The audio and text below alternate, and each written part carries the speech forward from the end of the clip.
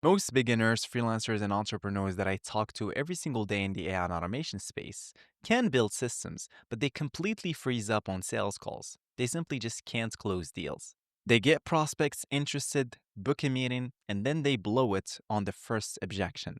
And one of the most common ones is, have you ever worked with a company within our industry? Now, if you're honest and say no, well, the call is basically over. So today I want to break down the exact sales psychology framework to tackle this using the same script that I use to convert conversations to 8 to 12K contracts. And the reason I'm doing this because I understand that many of you guys struggle with this, and this is something that I used to struggle with also. I used to get interested prospects, but I couldn't close them to save my life. So today we're going to go ahead and fix this once and for all. So let's get into it. So I am inside of this Google Doc. It's called Sales Training Maya Process General Guidelines for Senior Reps. So this is basically like a document that I share with every new sales rep that I hire within my agency. So think about it like a document that contains a basic framework that they have to understand, digest in order for them to prepare for a sales call with a potential prospect. And I thought I'd share it with you guys because I think it's like the purest source of knowledge. Instead of me trying to write the entire stuff, I just thought I'd share with you exactly what I'm using. Okay? Because I know it's going to help you guys a ton. Now, the biggest problem that you guys might be facing, this is a problem that I faced early on, is that when you get on a call with a potential prospect, they will always say, have you ever worked with a company in our industry? Which is classic. They want to vet you. They have like a bullshit radar. They want to see if you are actually legit, which is totally understandable, right? If we put ourselves in their shoes, we want to vet the person that we're going to be working with, right? Now, obviously, even if you've worked with dozens of industries, you can't work with all, right? It's physically impossible. So, how do we tackle this? How do we fix it once and for all in a way that removes the pressure completely? Well, we're going to use something called assumed commonality, which is a technique that I use and now teach my sales reps within my 165K a month agency. And what it does is that it positions you as someone who gets the industry even if you've never sold in that space before. Okay? So you're not pretending, you're not faking case studies, you're simply pointing out what's already true, which are the patterns. Okay? Because here's the thing, guys, every industry, whatever the industry, they will always struggle with client acquisition and getting customers. It's universal, okay? Just like you will always need food, businesses always need customers. So it's kind of like oxygen. And let me just give you an example. Let's say you are talking to a friend and you're going to be like, do you know that humans actually need food? Well, he's going to look at you or she's going to look at you. They're going to be like, well, of course, duh, right? So we all know this, right? So when you use assumed commonality, everybody knows in that industry that they struggle with client acquisition because that's something that every industry struggles with. Okay? It's universal. So when you use assumed commonality, this earns trust without bragging and also lowers resistance because you're not saying they suck, you're just saying everyone deals with this, which is something that everyone can agree on. Now, once the prospect agrees with your observation, they're going to be like, yeah, it's all relationship based. It's hard to get in. Well, now you don't stay surface level. Second step is you ask the why and what are you doing right now? So when they say, okay, yeah, it's all relationship based. Yeah, it's hard to get in, blah, blah, blah. You're going to say, well, totally. So how are you guys approaching that right now? Interesting. Why do you think that's been such a challenge? Now, this is key because it shows curiosity, not preaching. It reveals their current strategy, which you can leverage and use against them. And it's usually flawed. Usually, they only rely on referrals, running ads, word of mouth, okay, which is typical and classic. And it also gives you the ammo to reframe later on. Okay? Step 3 is you want to reframe their current strategy as the actual problem. Now, Saad, what does that mean? Well, once they say, well, okay, here's how we're tackling it. We're hiring more salespeople. We're trying to build something internally. Hiring more salespeople is basically like the typical growth lever that every company has to go through, which is basically just hiring more salespeople to run outreach, try to facilitate intros with their ideal clients. Okay, so it's basically just adding more headcounts, more people, because they think it's just a volume gain, which is absolutely wrong. Well, when they say this, now you reframe the current strategy. For example, hiring more salespeople as actually being the symptom of the real issue, which is lack of having sales systems, not the solution. Okay? So you want to say, totally makes sense. It's what most companies do. But here's what we've seen. Hiring reps is often used to solve a lead gen problem with a people solution. See? So I'm reframing their current strategy as the actual problem. And I say, and it's super expensive, obviously, because you want to hire salespeople, you want to allocate budget in terms of like hiring, onboarding, training, paying them, right? So you're spending a lot of money upfront for people to manually source connections for you. Many X companies do the same, but that's leaving money on the table. What if the real issue isn't that you need more reps, but your system isn't delivering enough qualified introductions? Hiring and training reps is a massive resource drain. Companies spend 6 to 9 months ramping up a rep, and most don't even make it that far, which is absolutely true. And this is coming from me because I hire sales reps. And then you ask, what specific parts of hiring or training have been the most challenging for you? Now, boom, that's how you pull the pain forward without attacking them. Okay? So you are effectively repositioning hiring not as a strategy, but as a band aid. Okay? It's kind of like they're hurting and they just pull up a band-aid to fix the pain. So you're also subtly implying you're trying to scale with the slowest lever possible, which is hiring more people again. Now, this makes your solution, which is an AI sales system, feel smarter, 1, 2, faster, 3, more scalable, and 4, inevitable. Okay? It just makes sense because you need to understand that most prospects think that their bottleneck is we need more people. So you flip that and say, no, more sales reps equals more chaos. You need to deal with them. So you don't need people. You need an actual system that runs without you. Again, this is a consultative selling move, and let's just dissect it in a nerdy level. You took their assumed fix and exposed the hidden costs. You made them see that their current growth strategy was actually the thing holding them back. And the third thing is you set yourself up as a guide, not a vendor. So you're kind of like a guide, giving them advice. And this is called a frame break. You shatter their mental model, their entire mental model, by showing them that the problem isn't what you think it is and the fix isn't what you plan to do, right? So you create tension plus insights, which what makes them need you.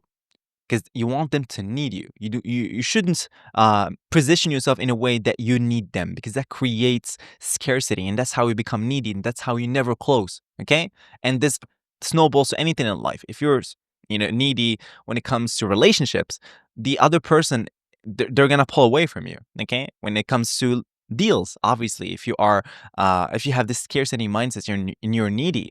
People don't like it. Okay, they get turned off, which is basically human nature. So we need to leverage that and understand it. Okay, and be conscious of it and be aware of it. So that's how you move from vendor to trusted advisor.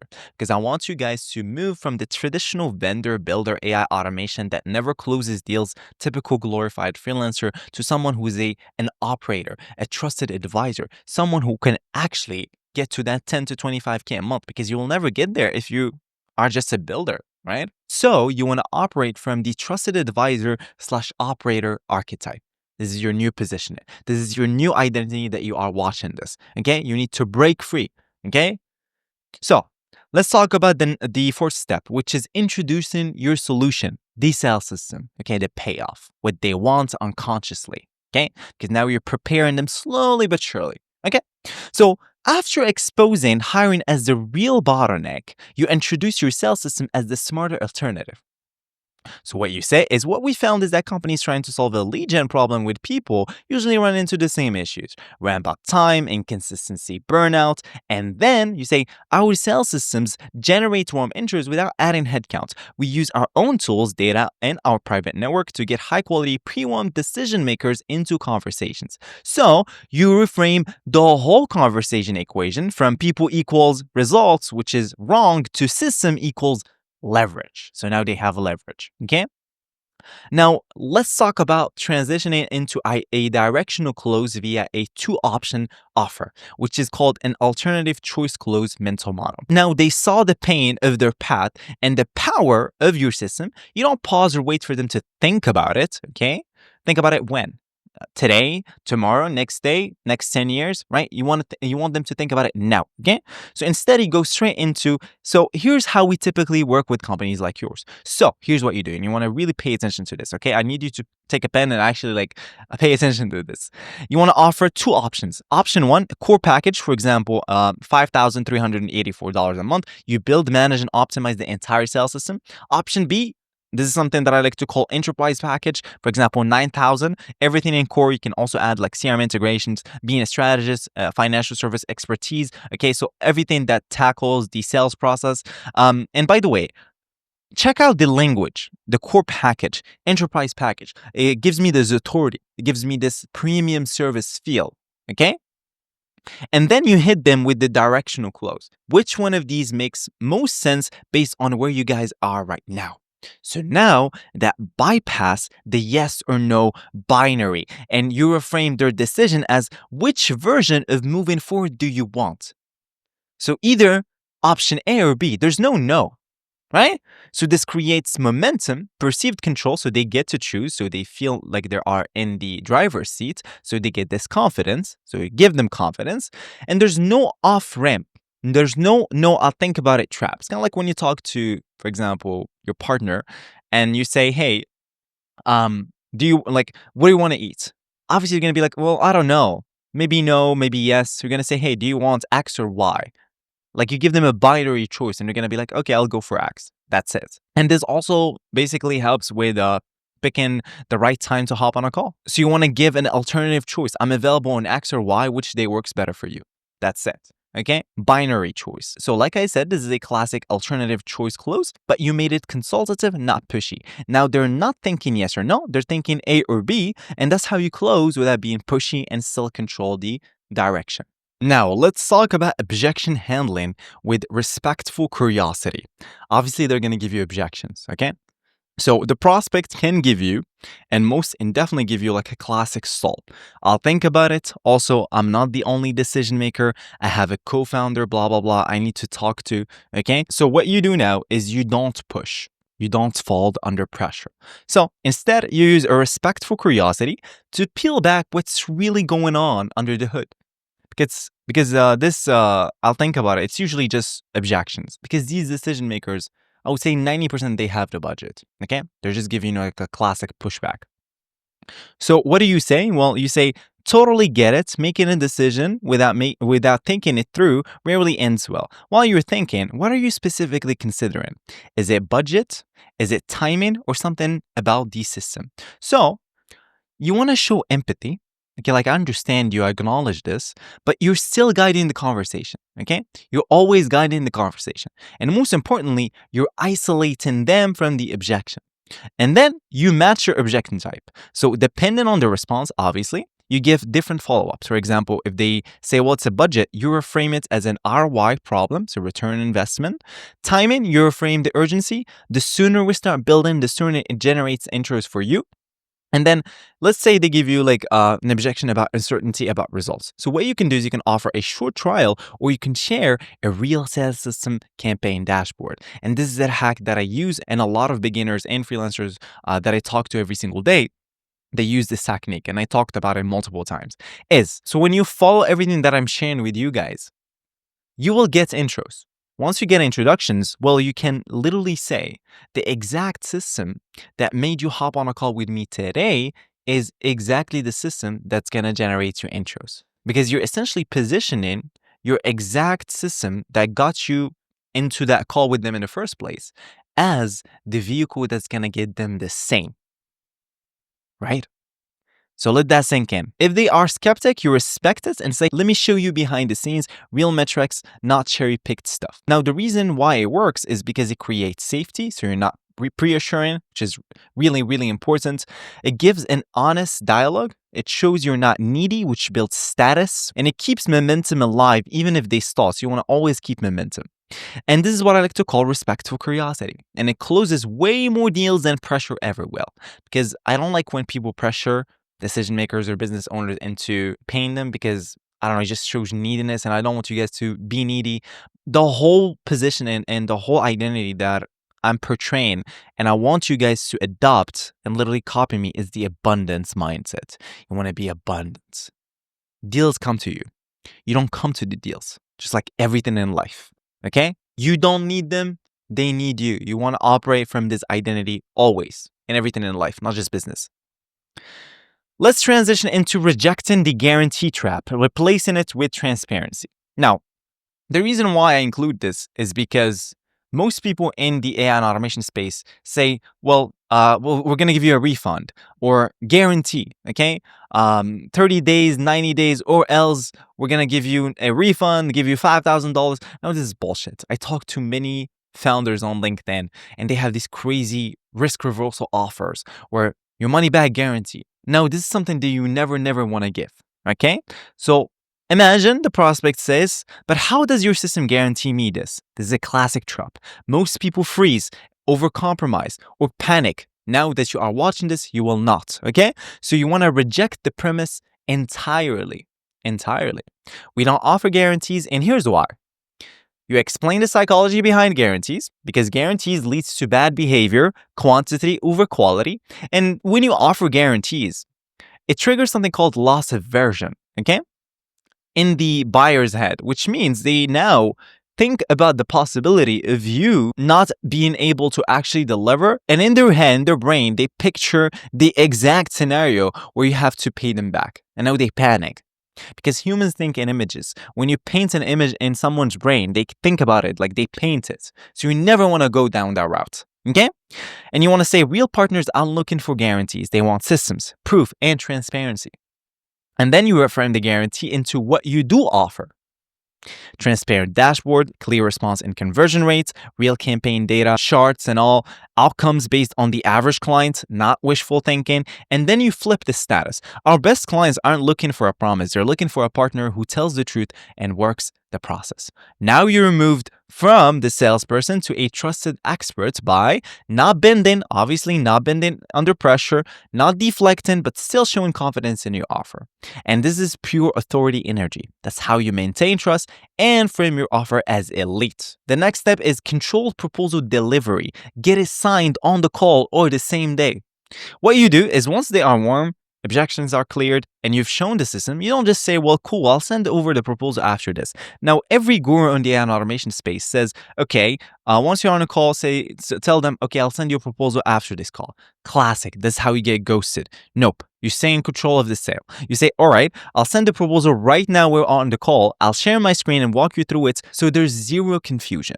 Ideally, we get this wrapped up before the day ends since we've got build time plus onboarding slot reserved based on timing. It gives you this authority signal again. Now, this prevents ghosting, creates a soft urgency anchor, leverages momentum because they're emotionally brought in now, and still feels chill, not pushy, not a hard close energy, just clarity. Okay? Now, I'm going to give you guys a bonus framing tactic you can use. I'll walk you through it now so you're not left trying to decipher legalese after the call. That positions the walkthrough as a favor, not a tactic. Again, it's kind of like you're giving them a favor. And then you have 2 to 3 minutes after this to get that squared away. Now, that's your assumed close. It's kind of like assuming the close. Assuming the close with time check, which is 10 out of 10. Okay? I'm going to give you guys a general guidelines. You must read this, okay? The most important thing, let me zoom in. Never sound desperate. Deliver this exactly what I said with complete, pure confidence of someone who has more business that they can handle. Your energy should say, I hope we can work together, but it'll be fine either way. I'll be fine. Okay? Additional notes before the call. Prepare mentally. Remind yourself that you are valuable and your time is limited. This isn't a lie. It's a reality. Let me say that again. Before the call, prepare mentally. Remind yourself that you're valuable and your time is limited. This isn't a lie. It's a reality. Schedule your calls within 5 to 10 minutes between them because this creates natural time pressure. Okay. And on the call, always listen first, let them explain their needs fully. And when discussing timelines, casually mention, just so you know, I'm looking at my calendar right now and I only have two clients left for this month. This is kind of like sales tactics that I use to. Okay.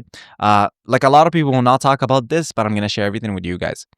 After you've built value and discussed your process, look at your watch. Literally, what I do is I look at my watch and my calendar. I say, hey, I noticed we've been talking for about 30 minutes. I have another call coming up, so we should decide if we're moving forward today. To create this abundance energy. And then you deliver the close directly. If you want to secure one of these two remaining spots, I'll need to get your agreement finalized today. My team start working immediately once payment is processed. I used to say this even if I didn't have a team. Okay? It doesn't really matter because the perception is what matters. Then you go silent, okay? Don't say another word. Let them respond first, even if it's uncomfortable. Because the first person who speaks always loses. So I hope this helps you guys. Let's just give you guys like a TLDR, kind of like a summary. Use the assumed commonality, even if you've never worked with that industry before. You transition after that into asking the why questions. Why are you doing about it? You affirm the current strategy as the actual problem. And then you introduce the solution, which is the sales system, exactly what we sell. And then you propose two options, which is a directional close via two option offers. And then you handle the objections with respectful curiosity, like I said. And then you reject the guarantee trap, never fall into the guarantee trap, and replace it with transparency. And you want to get the agreement right on the call so you prevent being ghosted. So hopefully this helps you guys and gives you like a general idea of what a typical sales call actually is in the real life. So now you know how to get clients, you know how to close them. The only thing you have to do is simply just get out there, take action. I believe in you, and I'll talk to you soon. Peace.